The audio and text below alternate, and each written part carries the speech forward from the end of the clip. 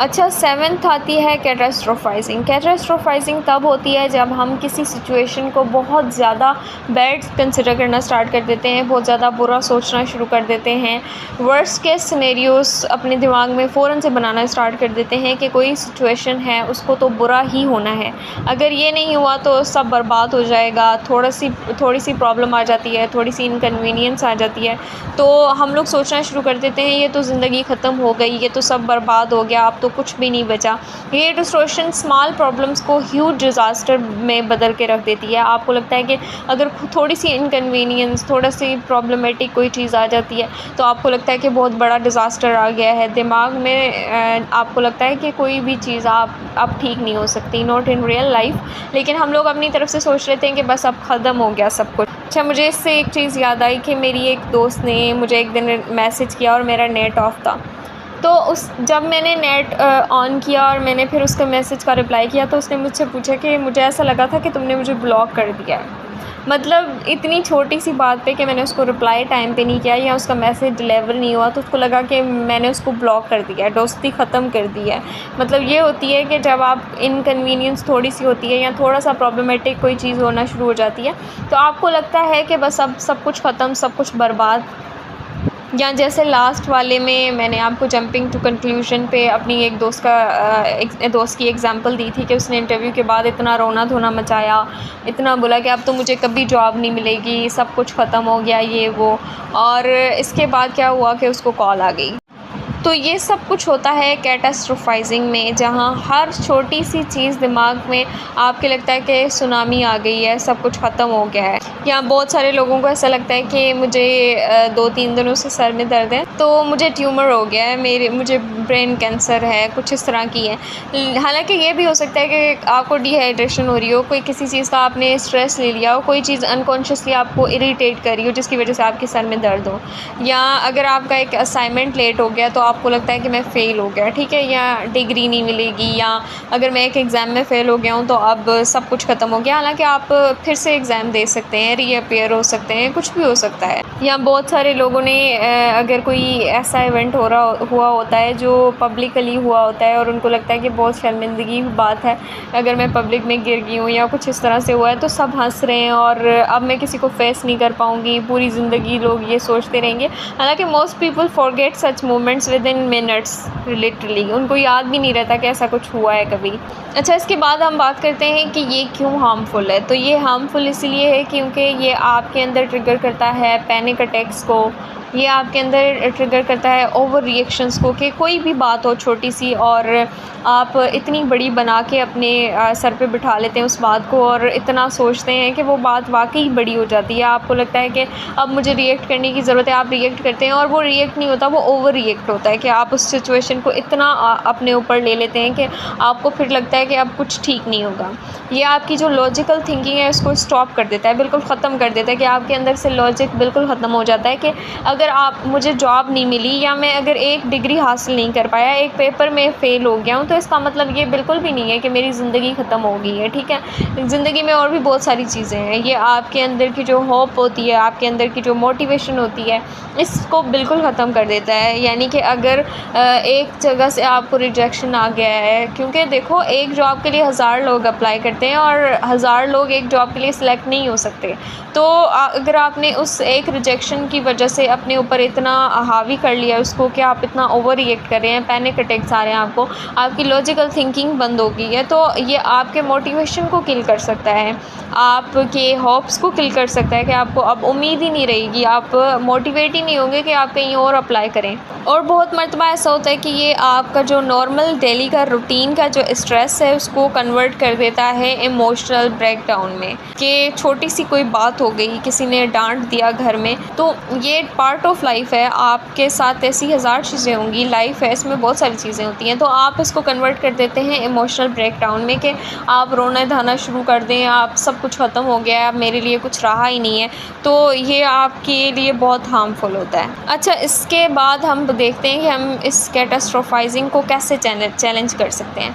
तो हम इसको चैलेंज कर सकते हैं सबसे पहले तो पूछ के कि what's the worst that can realistically happen, यानी क्या ऐसी चीज़ है जो रियलिस्टिकली बहुत बुरी हो सकती है, ठीक है। क्या ये वाकई लाइफ एंडिंग सिचुएशन है या सिर्फ अनकंफर्टेबल सिचुएशन है जो पास हो जाएगी, अभी थोड़ी देर में ख़त्म हो जाएगी। उसके बाद अपनी प्रॉब्लम को स्केल करना सीखें कि कोई भी प्रॉब्लम आती है आपने उसकी इंटेंसिटी और फ्रीक्वेंसी को स्केल करना है कि ये प्रॉब्लम इधर 10 आउट ऑफ 10 है या 4 आउट ऑफ 10 है। ऐसी सिचुएशन पहले हुई थी, उसकी रिज़ल्ट में क्या क्या हुआ और इधर वो बियरेबल था या नहीं था, और अब मुझे क्या लगता है कि फ्यूचर में क्या होगा। It helps put things in perspective, कि आपको पता होता है कि किस स्केल पे कहाँ रिलाई कर रहा है ये प्रॉब्लम, और इसके बारे में जो मेरे थॉट्स हैं उनको मैंने कैसे शेप करना है। फिर रियलिटी चेक, यही जो मैंने आपको थोड़ी देर पहले बताया कि पास्ट में बहुत सारी ऐसी सिचुएशंस होती हैं जिनसे हम निकल आते हैं, ठीक है। तो हम उन सिचुएशंस को भी थोड़ा सा वो लुक करें कि भाई ऐसी सिचुएशंस पहले भी आ चुकी हैं और मैं उनसे निकल आई थी, तो व्हाई नॉट दिस टाइम।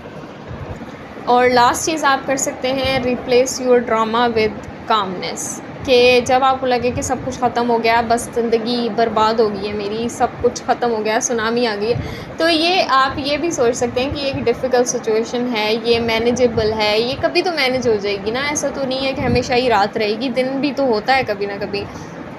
और हमेशा ये बात याद रखें कि ज़िंदगी में प्रॉब्लम्स होती हैं, लेकिन हर प्रॉब्लम का मतलब ये नहीं होता कि डिज़ास्टर आ गया है, सुनामी आ गई है, सब कुछ ख़त्म हो गया है। कैटास्ट्रोफाइजिंग दिमाग को ओवर रिएक्टिंग करने पे मजबूर कर देती है, जहाँ हर छोटी सी चीज़ आपको एंड ऑफ द वर्ल्ड लगती है कि बस अब ज़िंदगी ख़त्म, दुनिया ख़त्म, सब कुछ ख़त्म। सो अपने देखने का एंगल चेंज करें, अपने प्रॉब्लम्स को स्केल करना सीखें, अपने थॉट्स को कंट्रोल करना सीखें। अगर कंट्रोल नहीं होते थॉट्स, तो आप उनको खुद को कंट्रोल ना करने दें एटलीस्ट। और जब अगले टाइम आपके दिमाग में कोई ऐसी हाइपर थॉट्स आएँ या आपको लगे कि बस सब कुछ ख़त्म हो गया, तो नेक्स्ट टाइम आपने सब कुछ ख़त्म होने वाले थॉट्स को चेंज करना है, थोड़ा रुकना है, सांस लेनी है, खुद को समझाना है। अच्छा, कैटास्ट्रोफाइजिंग के बाद आता है इमोशनल रीजनिंग। इमोशनल रीजनिंग नाम से ही हमें पता चल रहा है, जहाँ पर हम इमोशंस को रीज़न कंसिडर करें हर चीज़ के लिए। अगर मुझे ऐसा फ़ील हो रहा है तो बस ऐसा ही है, यही सच है। ये है इमोशनल रीजनिंग, जहाँ हम इमोशंस को रियलिटी का प्रूफ समझना स्टार्ट कर देते हैं कि अगर मुझे वर्थलेसनेस फ़ील हो रही है तो मैं वर्थलेस हूँ, ये मतलब है कि ये सच ही है, ठीक है। अगर मुझे लग रहा है कि सब मुझे जज कर रहे हैं, सब मुझे पसंद नहीं करते, सब मुझे इग्नोर करने की कोशिश कर रहे हैं, तो ये वाकई ऐसा है। अगर मुझे लग रहा है कि मेरा रिज़ल्ट अच्छा नहीं आएगा, तो वाकई नहीं आएगा। मतलब अगर मुझे जो चीज़ें फ़ील हो रही हैं उसके बेस पे मैं डिसीजन लेना शुरू कर दूँ, उसके बेस पे मैं एक्ट करना स्टार्ट कर दूँ, तो ये चीज़ होती है जिसको हम कहते हैं इमोशनल रीजनिंग, जहाँ पे हम फैक्ट्स को बिल्कुल इग्नोर कर देते हैं कि हमारे लिए फ़ैक्ट्स कुछ भी नहीं होते। हमारे लिए जो चीज़ होती है वो होते हैं इमोशंस। अगर मेरे इमोशंस ऐसा कह रहे हैं तो बस वो सच कह रहे हैं। मुझे थॉट्स का और जो बाकी चीज़ें हैं उनका जो डायरेक्शन है वो है इमोशंस, ठीक है। अगर मुझे ऐसा फ़ील हो रहा है तो बस ऐसा ही होगा, यही रियलिटी है, फैक्ट्स कुछ भी नहीं है। यानी कि अगर एक इंसान का बुरा फेज़ चल रहा है और उसको लग रहा है कि लाइफ पॉइंटलेस है, तो वो सोचे कि भाई ऐसा ही सच है, क्योंकि मुझे ऐसा फ़ील हो रहा है तो बस यही सच है। या फिर किसी को अगर एंजाइटी है और वो एंशियसनेस फ़ील कर रहा है, तो उसको लगेगा कि बस सब कुछ बुरा होने वाला है, क्योंकि मुझे फ़ील हो रहा है कि बुरा होने वाला है, दैट मीन्स कि होने वाला है। यानी एक ऐसी सिचुएशन, इमोशनल रीजनिंग को हम कुछ ऐसा कंसिडर कर लेते हैं जहाँ पे हम अपनी फीलिंग्स को रियलिटी के ग्लासेस पे ना देते हैं कि जो फीलिंग्स देख रही हैं वही रियलिटी है। इसकी एग्जांपल्स में कुछ आ जाएंगी। अगर वर्थलेस की मैं एग्जांपल बोलूँ, तो अगर एक इंसान सोचेगा कि मैं डिप्रेस्ड फील कर रहा हूँ तो मैं वर्थलेस हूँ, मैं लूज़र हूँ, मैं किसी काम का नहीं हूँ, रियलिटी ये भी हो सकती है कि you are just going through something tough, या आप इस बार आपको बर्न आउट हो रहा है, आपको कुछ ऐसे सफोकेशन हो रही है, कुछ भी हो सकता है, डजंट डिफाइन योर वर्थ। और ऐसा पॉसिबल है कि बहुत मर्तबा ऐसा होता है कि कुछ लोगों को लगता है कि सब मुझे जज कर रहे हैं, ठीक है, तो उनको ऐसा फ़ील हो रहा होता है विदाउट एनी एविडेंस, तो ये उसको सच कंसिडर करना स्टार्ट कर देते हैं। हालांकि ये भी हो सकता है कि ये आपका सिर्फ इनर क्रिटिक बोल रहा हो, ये सच ना हो, ठीक है, ये फीलिंग्स। अच्छा, इसके बाद हम देखते हैं कि ये क्यों हार्मफुल है। तो ये आपके जजमेंट्स को क्लाउड्स कर देते हैं, ये आपके ब्लॉक करते हैं रेशनल थिंकिंग को, सब कुछ पर्सनल और नेगेटिव लगना स्टार्ट हो जाता है, ये आपको स्ट्रक फील करवाते हैं इमोशनल लूप में। अच्छा, अब यहाँ पे क्वेश्चन आता है कि आप इसको कैसे चैलेंज कर सकते हैं। तो इसको चैलेंज करने के लिए वही चीज़ आपने पोज करना है और ख़ुद से पूछना है कि क्या ये सारी फीलिंग्स हैं या रियलिटी है। फैक्ट्स और रियलिटी और फीलिंग्स में फ़र्क है, ठीक है। आपने हमेशा फैक्ट्स के बेस पे रियलिटी को जनरेट करना है, ना कि फीलिंग्स के बेस पे रियलिटी को शेप करना स्टार्ट कर देना है कि मुझे ऐसा फ़ील हो रहा है तो ये रियलिटी है, ठीक है।